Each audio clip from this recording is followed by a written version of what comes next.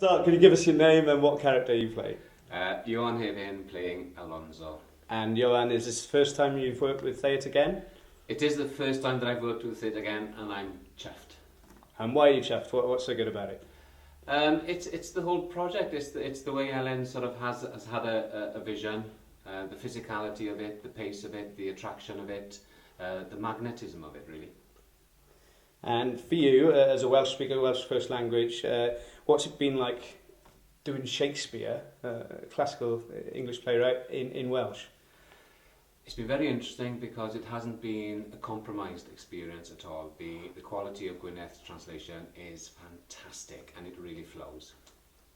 And from your side of things, in your part, what's been the biggest challenge, or what do you foresee to be the biggest challenge through practice? Oh, that's a difficult one. Not.